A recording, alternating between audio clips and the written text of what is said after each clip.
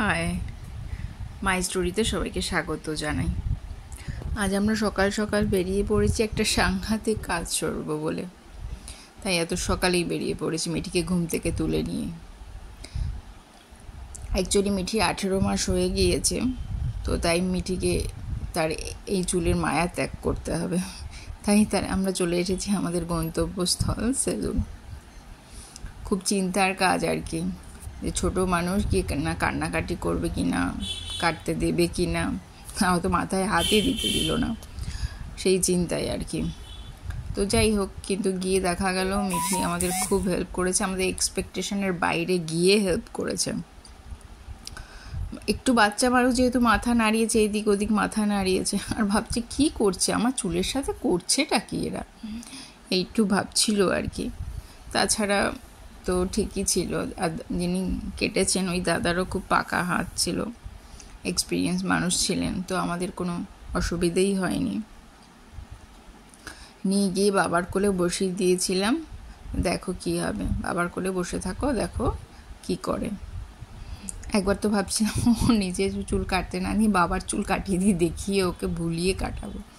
যাই হোক, সেসব কিছুই আমাদের করতে হয়নি, ও বেশ খুবই হেল্প করেছে। যার জন্য আর কি সকাল সকাল এত সকালেই বেরিয়েছিলাম টেনশানে। সকাল সকাল বেরিয়ে তখন সেলুনও খোলেনি, তো আমরা কিছুক্ষণ কচুরি খেলাম, মার্কেটে কিছু কাজ ছিল সেই সব কাজ সেরে নিলাম। নিয়ে তারপরে সেলুনের দাদাকে ফোন করে রীতিমতো তাড়া দিয়ে যে না আপনি আসুন, বাচ্চা মানুষ, তাড়াতাড়ি আমাদের কাজটা করে দিন, করে তাড়াতাড়ি ওনাকে নিয়ে আসলাম। যাই হোক, এই দেখো আমাদের কাজ তো প্রায় হয়েই এসছে, কাজ কমপ্লিট হয়েই এসছে। তোমরা কিন্তু কমেন্টে জানিও কার বেবি কীভাবে করালে বা কী প্রবলেম হয়েছিল, জানিও আমাকে।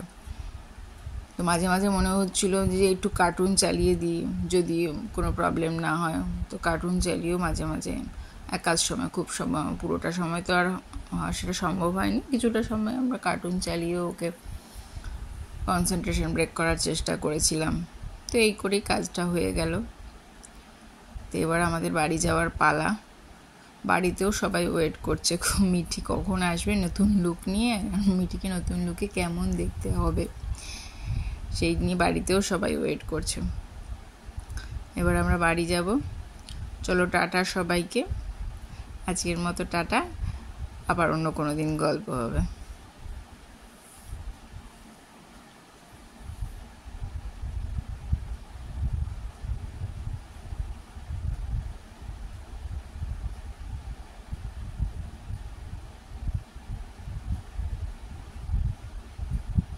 Thanks for watching.